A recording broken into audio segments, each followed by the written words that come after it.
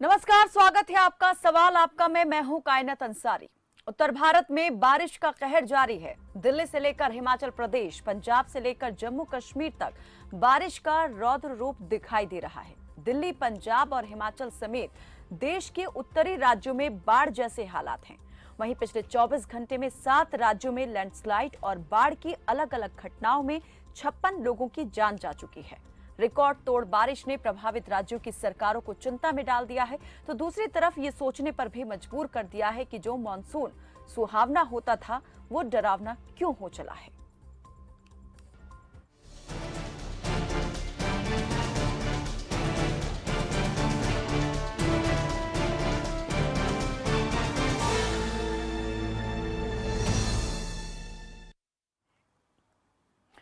Monsoon की शुरुआत हुई तो लगा गर्मी के प्रकोप से राहत मिलेगी, लेकिन ये राहत आफत में तब्दील हो जाएगी, ऐसा शायद ही किसी ने सोचा होगा। देश की कुल बारिश अब सामान्य से अधिक हो चुकी है। 9 जुलाई तक सामान्य बारिश 239 मिलीमीटर होती थी, अब आंकड़ा इसे पार कर 243 मिलीमीटर हो गया है, जो 2% ज्यादा है। मूसलाधार बारिश के कहर के बीच प्रधानमंत्री नरेंद्र मोदी ने वरिष्ठ मंत्रियों और अधिकारियों से बातचीत कर स्थिति का जायजा लिया, तो कांग्रेस प्रमुख मल्लिकार्जुन खड़गे ने बारिश प्रभावित राज्यों के लिए पीएम केयर्स फंड से राहत की मांग की है। बारिश और बाढ़ से प्रभावित राज्यों के मुखिया लगातार स्थिति का जायजा ले रहे हैं। शासन प्रशासन बिगड़ते हालात को संभालने में जुटे हैं, लेकिन कुदरती कहर के सामने सभी लाचार और बेबस नजर आ रहे हैं। हरियाणा, दिल्ली, राजस्थान, पंजाब, उत्तराखंड, हिमाचल और जम्मू कश्मीर में लैंडस्लाइड और बाढ़ की अलग अलग घटनाओं में अब तक 56 लोगों की मौत की खबर है। बारिश के चलते नदी नाले उफान पर हैं। हर कोई अपने अपने तरीके से इस प्राकृतिक आपदा से निपटने में लगा है। दिल्ली में यमुना नदी का वाटर लेवल खतरे के निशान के पार बह रहा है, तो हरियाणा में 6 जिलों में मौसम विभाग ने रेड अलर्ट जारी किया है। दिल्ली पर बाढ़ का खतरा है, तो पंजाब के कई शहर बाढ़ से जूझ रहे हैं। पहाड़ों से लेकर मैदानी इलाकों तक बारिश से हाहाकार मचा है। कहीं घर पानी के बहाव में बह गए, तो कहीं चट्टानों के टूटने से तबाही का मंजर दिखाई दे रहा है। नदियां खतरे के निशान से ऊपर बह रही हैं। खतरे के निशान से ऊपर बह रही नदियों के आसपास धारा 144 लागू की गई है, तो आमजन से बिना जरूरत घरों से बाहर ना निकलने की अपील प्रशासन कर रहा है। कुल मिलाकर आपदा प्रबंधन को लेकर जो इंतजाम और दावे किए गए थे, वो सभी पानी के बहाव में बह गए हैं। इस बीच दिल्ली के सीएम अरविंद केजरीवाल ने कहा है कि हमारा सिस्टम ऐसी बारिश के लिए नहीं बना है। इस समय सभी राज्यों को साथ मिलकर काम करना है। मुख्यमंत्री अरविंद केजरीवाल का ये बयान अपने आप में कई सवाल और आशंकाओं से भरा है। हम क्यों इन हालात का सामना कर रहे हैं? प्रकृति के इस भयानक रूप के लिए कौन जिम्मेदार है? क्या इन हालात से निपटने का हमारे पास कोई तोड़ है? सवाल आपका में आज होगी इन्हीं सवालों पर चर्चा, लेकिन सबसे पहले नजर डालते हैं आज के सवालों पर। कुदरत का रौद्र रूप या मानवीय चूक? मौसम चक्र में बदलाव का क्या है समाधान? आधुनिक दौर में इंसान प्राकृतिक आपदाओं को रोकने में क्यों नाकाम? आपदा प्रबंधन पर क्या है सरकार के इंतजाम? प्राकृतिक संतुलन बनाए रखने में हमारी कितनी भागीदारी?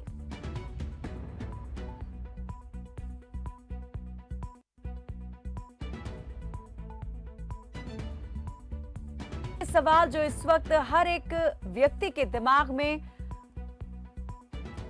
उठ रहे हैं और हिलौरे खा रहे हैं। नंबर आपके सामने हैं। आप भी अगर आज इन सवालों का सामना कर रहे हैं, जवाब ढूंढ रहे हैं, तो आज हमारे साथ इस कार्यक्रम में जुड़ सकते हैं और जो एक्सपर्ट हैं, विशेषज्ञ हैं, आपके सवालों का जवाब देंगे। तो मूसलाधार बारिश लगातार जारी है और ये बारिश जो है अब आफत का रूप धर चुकी है, जिससे हर कोई हैरान परेशान नजर आ रहा है। सरकारें बेबस लाचार दिखाई दे रही हैं अपनी तरफ से। हालांकि शासन प्रशासन और सरकारें पूरी कोशिश कर रही हैं, लेकिन कहीं ना कहीं कुदरत के इस भयावह रूप के सामने जो है हर एक कोशिश नाकाम साबित हो रही है। हमारे साथ इस पर बातचीत करने के लिए प्रोफेसर विनोद शर्मा जुड़ गए हैं। आप डिजास्टर मैनेजमेंट एक्सपर्ट हैं, और पंकज सूद पर्यावरणविद हमारे साथ जुड़ गए हैं। आप दोनों का बहुत स्वागत है हमारे साथ इस कार्यक्रम में, इस चर्चा में जुड़ने के लिए। सबसे पहले जो आपदा प्रबंधन से जुड़े हमारे साथ एक्सपर्ट जुड़े हैं, मैं उनसे जानना चाहूंगी। प्रोफेसर विनोद शर्मा, ये जो आपदा आज आप देख पा रहे हैं उत्तर भारत के 7 राज्यों को इस वक्त अपनी चपेट में लिए हुए है, जो इंतजाम यहाँ पर प्रबंधन की ओर से किए गए थे, आपदा प्रबंधन की ओर से, कैसे आप उन इंतजामों को देखते हैं और क्या मानते हैं कि इन हालात में किस प्रकार की तैयारी होना जरूरी है? क्या इस दौर में आप देख रहे हैं कि उस प्रकार की तैयारी जो होनी चाहिए वो हुई है या नहीं हुई? देखिए, आपका आज का जो विषय है वो बहुत ही सामयिक है और मैं ये कहना चाहूँगा कि जो तैयारी की आपने बात की, तो हम्म। आपदा प्रबंधन जो है ये राज्य के अंतर्गत आता है, ये स्टेट सब्जेक्ट है। जी। और इसीलिए जितनी भी स्टेट्स हैं, आप उनमें तैयारी की बात करेंगे तो अलग-अलग तैयारी आपको मिलेगी। कुछ स्टेट्स हैं जो बहुत अच्छे से तैयार हैं, हम्म। कुछ स्टेट्स हैं जहाँ पे तैयारी उस स्तर की नहीं है जो होनी चाहिए थी। एनडीएमए की जो गाइडलाइंस हैं, एनडीएमए से भी पहले मैं आपको बताना चाहूँगा, 1978 में एक बाढ़ आयोग आया था। हम्म। बाढ़ आयोग की रिपोर्ट थी। उस रिपोर्ट पे बहुत सारे राज्य हैं जिन्होंने कोई उस पे कदम नहीं उठाया। तो राज्य का विषय होने की वजह से इसमें जो है, अगर आप तैयारी की बात करेंगे तो ये तैयारी बिल्कुल अलग-अलग होगी। लेकिन प्रोफेसर राष्ट्रीय विनोद, स्तर अभी पर मैं ये आपने जो बता सकता हूँ। एनडीएमए की रिपोर्ट का जिक्र किया, जो कहा आपने कि 1978 में वो रिपोर्ट जो है आई थी, लेकिन उस पर उस तरह से अमल नहीं किया गया जिस तरह से होना चाहिए था। जरा एक बार हम चाहेंगे वो रिपोर्ट क्या थी, किस बात को लेकर उसमें चिताया गया था और कैसे अमल करने की जरूरत थी जो नहीं किया गया? देखिए, बाढ़ आयोग की रिपोर्ट जो सबसे पुराना एक डॉक्यूमेंट हमारे पास है, और उसमें ये कहा गया था कि नदियों को किस तरह से हमें मैनेज करना है, हम्म। और नदियों के बारे में जोन्स बनाए गए थे, और उसमें कहा गया था कि जो नदी के किनारे के क्षेत्र हैं उनको किस तरह से, जो हमारी वाटर बॉडीज हैं उनको कैसे प्रोटेक्ट करना हम्म। है, कैसे वहाँ पे जो है हम लोग वृक्षारोपण और इस तरह से करके जो पानी का संरक्षण भी उससे होगा और बाढ़ की से सुरक्षा भी होगी। हम्म। उन्होंने ये कहा था कि कोई कॉमर्शियल एक्टिविटी किसी नदी के आसपास नहीं होनी चाहिए। जी। लेकिन मुझे बड़ा दुख हो रहा है ये कहते हुए हम्म। कि उस समय से अभी तक बहुत सारे राज्य हैं जो उस पे अमल नहीं करते, और इसीलिए आप देख रहे हैं कि नदियों के किनारे पे बने हुए जितने भी कॉमर्शियल चीजें हैं वो सब किस तरह से धराशायी हो रही हैं। दूसरी चीज क्या है कि अभी जो नेशनल डिजास्टर मैनेजमेंट अथॉरिटी, जिसे माननीय प्रधानमंत्री जी हेड करते हैं, जी। उनका एक बहुत बड़ी सोच है। उनका सोचना ये था कि अगर हम जलवायु परिवर्तन और डिजास्टर रिस्क रिडक्शन दोनों को साथ साथ लेकर के चलते हैं हम्म। तो निश्चित रूप से लॉन्ग टर्म में हिंदुस्तान को उसका फायदा होगा। और आज जो है भारत सरकार की जितनी पहल जलवायु परिवर्तन के लिए अंतर्राष्ट्रीय स्तर पर, हम्म। और उसकी तारीफ हो रही है, लेकिन मुझे बड़ा अफसोस है ये कहते हुए कि स्टेट्स ने इस चीज को बहुत सीरियसली नहीं लिया। मैं ये भी कहता हूँ कि देखिए, जो कहर था ये भी एक अजीबोगरीब था। ये 41 साल का जो डेटा अगर अगर देखेंगे तो आईएमडी कहता है कि 41 साल पहले कभी इस तरह की बारिश हुई थी। हम्म। ये सही भी है कि 7 घंटे के अंदर अंदर अगर 13 सेंटीमीटर अगर बारिश हो जाती है तो एक तरह से क्लाउड बस्ट कहलाएगा। हम्म। लेकिन उसके साथ साथ अगर हमारा अर्बन प्लानिंग, अगर हमारा, मुझे बड़ा अफसोस ठीक हो है, रहा ये था प्लानिंग यहाँ पे। सोच समझकर नहीं की गई और अभी भी शायद हम उसी ढर्रे पर चल रहे हैं। सरकारें या प्रशासन की अगर बात करें, कोई हम सबक नहीं ले पा रहे हैं। इसके और क्या क्या भयानक अंजाम हो सकते हैं, इस पर हम आगे चर्चा आपसे करेंगे। ये जो मानवीय चूक है ये कितनी और भारी पड़ सकती है या पड़ रही है, इस पर चर्चा जारी रहेगी। एक दर्शक हमारे साथ चेन्नई से जुड़े हैं, प्रेम, स्वागत है आपका। प्रेम, रखें अपनी बात। नमस्कार मैम। जी नमस्ते। मैम, ये पूरी की पूरी मानवीय चूक है। हर साल ये होता है, हर साल प्रोग्राम बनाते हैं। आज देखिए, ये राम के मंदिर बनाने में और कृष्ण के मंदिर में लगे हैं। कृष्ण भगवान ने एक उंगली पर पर्वत को उठा के पूरे वृंदावन में उस समय रक्षा की थी, इतनी मुसलधार बरसात से। ये क्या कर रहे हैं? ये हर साल ही प्रैक्टिस करते हैं, हर साल ही बोलते हैं पर्यावरण के लिए ये करेंगे, माननीय। खाली हम लोग इनको माननीय बोलते जा रहे हैं, यशस्वी बोलते जा रहे हैं। पीएम साहब को क्या लेना है? उनको तो ऊपर के ऊपर उड़ के चले जाना है। उनके यहाँ कहीं बरसात से कोई तकलीफ होती है? नहीं होती है। सीएम साहब को कहीं तकलीफ होती है किसी क्षेत्र में देख लीजिए, आपको और हमको तकलीफ झेलनी पड़ती है। उनके लिए जो भगवान कृष्ण ने जैसे उंगली पर उठाया था, अगर ये सच्चे भगत है भगवान के, तो क्यों नहीं आपस में रोकते हमको? कृष्ण भगवान के भगत बन के फिरते हैं और बोलते हैं राम मंदिर हमने बनवाया। अरे राम जी के बिना तो पता ही नहीं हिलता है, कृष्ण भगवान के बिना तो रुकी ही नहीं थी बरसात, तो आप क्या रोक लेंगे? आप दुनिया को बेवकूफ बना रहे हैं कि राम मंदिर ठीक है हम बना प्रेम, रहे हम हैं, समझ गए कृष्ण कि मंदिर हर हम एक चीज बनाएंगे। में कहीं ना कहीं राजनीति जो है वो हावी हो जाती है, भारी पड़ जाती है, और शायद यही वजह है कि जिन चीजों पर काम पहले होना चाहिए उन पर सबसे आखिर में काम शुरू होता है जब जब पानी सर से ऊपर चला जाता है। और इस वक्त हम तस्वीरों में देख ही रहे हैं किस तरह से पानी जो है आज जिसे जीवन का एक जरूरी हिस्सा माना जाता है, पानी के बिना हम जीवन की कल्पना ही नहीं कर सकते, वही जीवन को आज लील रहा है, वही जीवन के लिए काल बन गया है। एक और दर्शक हमारे साथ रणवीर जुड़े हैं रोहतक से। स्वागत है आपका रणवीर जी, रखें अपनी बात। कायनाथ जी नमस्कार। जी नमस्ते। कायनाथ जी देखो, हर एक पार्टी के अंदर कोई भी सत्ता में आए, भ्रष्टाचार तो हर एक में है, लेकिन हमारे बीजेपी ने तो बिल्कुल हद कर दी है। इन्होंने तो सिर्फ भगवान दिखाई देता है और आपस में जाति पाति धर्म में उलझा दिया है। मैं 6 महीने से आपके डिबेट पर IMT चौक की कंप्लेंट करता आ रहा हूँ कि गड्ढों में हर रोज जान जा रही है, और एप्लीकेशन 65-70 में दे चुका हूँ। रास्ता हमारा शमशान घाट का 1 साल से टूटा हुआ, आपके डिबेट के ऊपर आपने अपने प्रभारी को भी वहाँ पर भेजा था, पंचाल साहब को भी, वो भी दिखाया था, लेकिन आज तक सरकार के कान पर जू नहीं रंजी।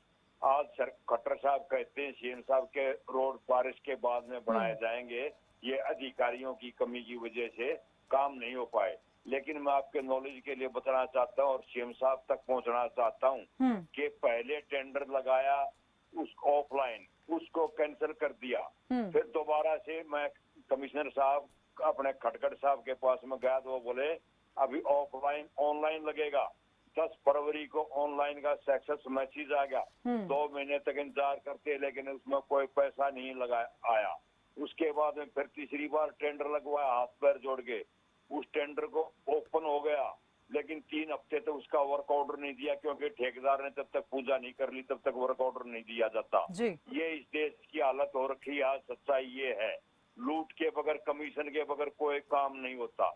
जी चलिए, बहुत शुक्रिया रणवीर जी। बिल्कुल हम समझ गए आपकी बात। और कई बार ये भी होता है कि सरकारें जो करना चाहती हैं, जो करने की मंशा रखती हैं, वो काम भी इसलिए नहीं हो पाते क्योंकि कहीं ना कहीं जो प्रशासनिक इकाई है, जो एडमिनिस्ट्रेशन है, वही यहाँ पर जो है लापरवाह बन जाता है, लापरवाहीपूर्ण रवैया अपना लेता है। एक और दर्शक हमारे साथ मंडी से जुड़े हैं, नागेंद्र सिंह नेगी, हिमाचल के मंडी से आप जुड़े हैं। स्वागत है आपका नागेंद्र जी। और सबसे पहले तो आपसे यही जानना चाहेंगे कि जरा बताएं कि इस वक्त जो हालात हैं किस प्रकार के बने हुए हैं, क्योंकि काफी चिंताजनक खबरें जो हैं हिमाचल से इस वक्त देखने को मिल रही हैं। और खुद मुख्यमंत्री सुखविंदर सिंह सुक्खू जो हैं वो कह चुके हैं कि इस जो आपदा है इसे राष्ट्रीय आपदा घोषित करे सरकार। मैडम जी नमस्कार, मैं हिमाचल प्रदेश के सरकाघाट मंडी से नागेंद्र सिंह नेगी बोल रहा हूँ। जी मैडम, जो पिक्चर्स आपके टीवी पे सभी चैनलों पे दिखाई दे रही हैं वो है जो कैमरे की कैद में है। जो कैमरे की कैद से परे है वो मंजर अत्यंत भयावह है। और इसके लिए जो है वो तैयारी के प्रति जो थी वो ना NDRF SDRF या सरकार जो थी गंभीर थी। हेल्पलाइन 2 दिन के बाद चालू की गई। और ये मैडम जी ये समझ लीजिए कि ये जो जल विस्फोट हिमाचल प्रदेश के विशेष तौर पर मंडी और कुल्लू में हुआ है वो नाकाबिले बयान है। वो उस चीज को शायद अगर आपके चैनल यहाँ तक पहुंचे, गांव तक पहुंचे जहाँ जहाँ पर ये हादसे हुए हैं, तब ये पूरी बात जो है आपके समक्ष आ सकती है। ये जो लोगों को जहाँ तक वहाँ तक तो सरकारी राहत पहुँचने में एक वक्त लगता है, लेकिन आपदा प्रबंधन के माध्यम से क्या ग्राम पंचायतों को, प्रबंधन कमेटियों को, महिला मंडल को, युवा क्लब को, स्कूलों के छात्रों को आपने ट्रेंड किया। हिमाचल प्रदेश में ये हादसे होते रहते हैं। इसी सराज घाटी में पहले भी हादसे हुए हैं, इसी धर्मपुर सरकाघाट में पहले भी हादसे हुए हैं। लेकिन एक बार जो NDRF डे जो आप मना लेते हैं या कोई डिजास्टर डे मना करके उसके बाद EP3 कर देते हैं, ये एक बहुत ही उदासीनीय स्थिति है सरकार की और विभागों की।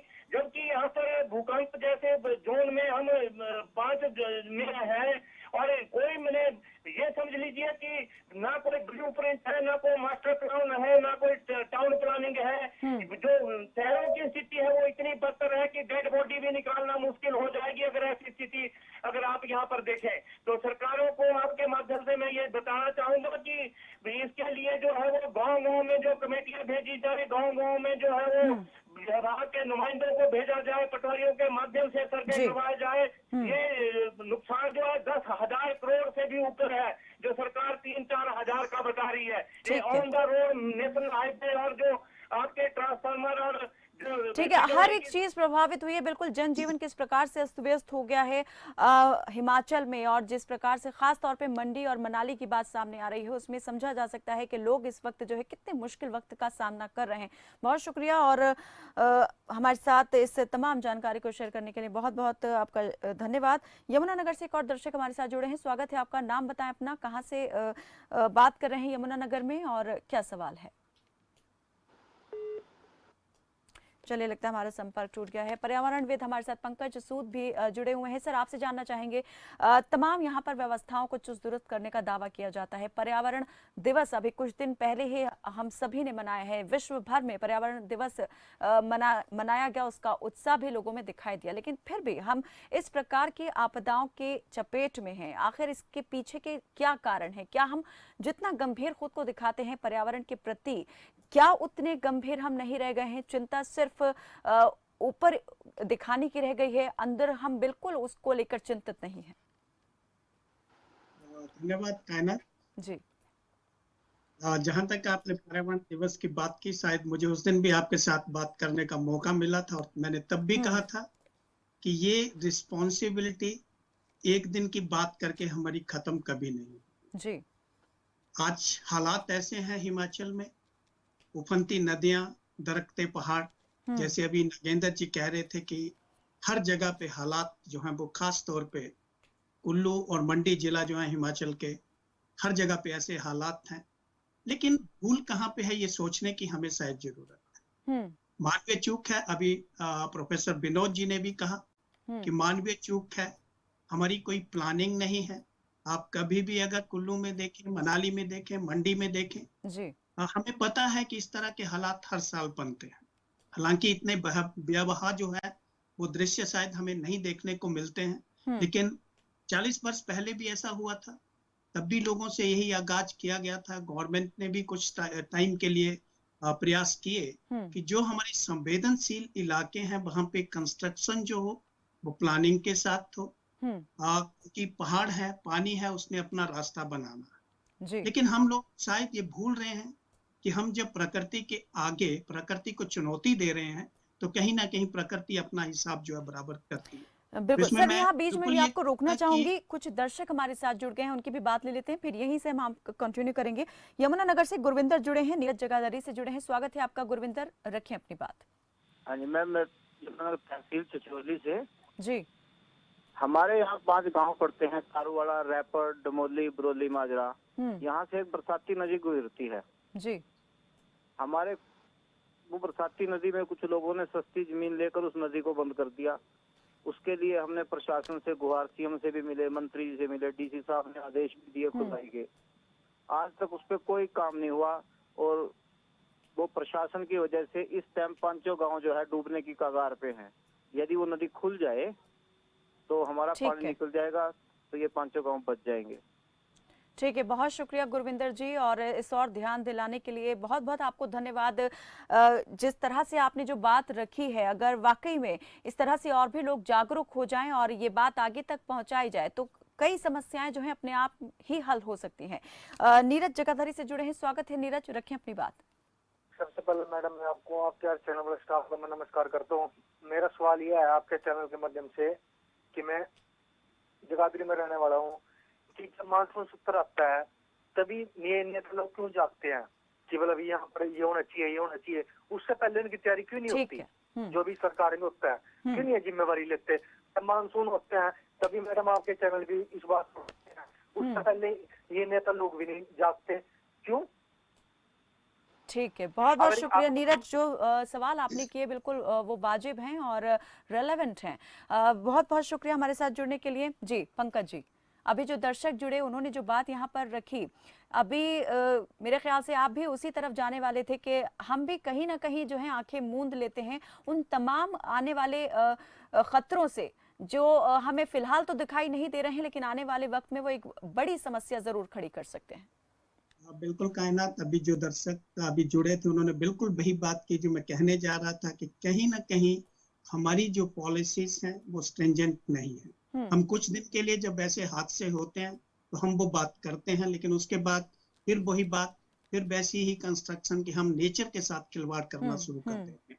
हिमाचल में खास तौर पे अब डेवलपमेंट तो एक जरिया है, उसको हम रोक नहीं सकते हैं, लेकिन उस डेवलपमेंट को कितना प्लानिंग से करेंगे वो बहुत इंपॉर्टेंट है। हमारे हाइड्रो डैम भी बनेंगे, 4 लेन प्रोजेक्ट भी चल रहे हैं, टनल्स भी बन रही हैं, लेकिन उसमें प्लानिंग क्या, हम उन पहाड़ों को खोखला तो नहीं कर रहे। ये हमें बहुत प्लानिंग के साथ करने की जरूरत है, अदरवाइज ऐसे हादसे जो है वो निरंतर होते रहेंगे। जब होते हैं तो हम बात करते हैं, लेकिन उसके बाद फिर हम भूल जाते हैं। अभी प्रोफेसर विनोद जी ने बात की, पिछले 2 दिनों में खासतौर पे मंडी और कुल्लू की बात करूं तो 200 मिलीमीटर के आसपास बारिश जो है पिछले 36 घंटों में हुई है। और ये बिल्कुल इसमें कोई दो राय नहीं है कि ये क्लाउड बस्ट जैसी सिचुएशन है। बहुत सारे एरियाज ऐसे हैं जहां पे पहाड़ दरक रहे हैं। जो 4 लेन प्रोजेक्ट अभी अभी हाल में बना है उसका बहुत सारी जगह पे वो ऑलरेडी बह गया है, बहुत सारा नुकसान भी हुआ है, लेकिन कारण क्या है वो हम शायद भूल रहे हैं, उसको सोचने की जरूरत है। हमारी क्लाइमेट चेंज हुआ है, जलवायु परिवर्तन हुआ है, उसके लिए क्या जिम्मेवार है? हमारी कार्बन प्रेसिपिटेशंस है, कार्बन डाइऑक्साइड का स्तर जो है वो बढ़ रहा है, डेफिनेटली वो एक कारण है क्लाइमेट चेंज के लिए। प्रेसिपिटेशन जो है उससे जो है निरंतर हो रही है, बढ़ रही है प्रेसिपिटेशन। ऐसा नहीं है कि बारिश इतनी हमारे यहाँ पे हिमाचल में हर साल नहीं होती है, इतनी बारिश हर साल होती है, लेकिन उसकी इंटेंसिटी क्या है वो एक इम्पोर्टेंट जो है वो इस बार हमें देखने को मिला है, क्योंकि इंटेंसिटी बहुत ज्यादा रही। इसी वजह से शायद ये नुकसान जो है हमें ज्यादा देखने को मिला। लेकिन अभी भी हमें ये जरूरी है आगे आने वाले समय के लिए कि हम अभी भी अपनी आंखें खोलें, सजग रहें। गवर्नमेंट की तरफ से ऐसे इनिशिएटिव हों कि ऐसी सिचुएशन अगर आती है तो उसके लिए हम क्या प्रिपेयर्डनेस रहती है हमारी। बिल्कुल पंकज जी, जैसे आपने कहा कि सरकारों को इस और ध्यान देने की जरूरत है, लेकिन शायद सरकारें यही सोच लेती हैं कि इस तरह की आपदाएं जो हैं वो कई दशकों में एक बार आती हैं, तो अभी से उसके लिए काम क्यों करना, जब आएगा तब की तब देखी जाएगी। और जब इस तरह की कोई भी सिचुएशन आती है तब देखा नहीं जाता, और यही सवाल होता है कि आखिर इन तमाम बातों के लिए कौन जिम्मेदार है। लेकिन जिम्मेदार एक दूसरे पर ही टाल मटोल करते हैं। एक और दर्शक कृष्ण स्वामी भिवानी से हमारे साथ जुड़े हैं, स्वागत है आपका कृष्ण स्वामी जी, रखें अपनी बात। हाँ जी, मैं ये कहना चाहूंगा जी। हेलो जी जी, सुन पा रहे हैं हम कृष्ण जी। हाँ, मैं ये कहना चाहूंगा कि वो भारतीय जनता पार्टी है चाहे वो कांग्रेस है, ये लोग देश नहीं है, ये देश को खागे लूट के ये मतलब ये प्रकृति से छेड़ क्यों करने देते हैं? ये कानून का राज लागू क्यों नहीं कर रहे हैं लोग? कोई पाकिस्तान वाले आने के कानून का राज लागू करेंगे इस देश के अंदर? इनको शर्म नहीं आती इन लोगों को, इन पार्टी वालों को? धनौड़ हो गए, अरबपति हो गए, खरबपति हो गए, इनके पत्ते नहीं मरते इन राजनीतिक लोगों के। बिल्कुल, सरकारों को चाहे कोई भी राजनीतिक दल हो उसे राजनीति से ऊपर उठकर इन तमाम चीजों पर ध्यान देने की बहुत जरूरत है। प्रोफेसर विनोद, एक अंतिम प्रतिक्रिया आपकी तरफ से मैं लेना चाहूंगी, जल्दी से बताएं कि ये जो होने वाला विनाश है क्या इसे रोक पाना संभव है, कैसे इस पर हम कंट्रोल कर सकते हैं?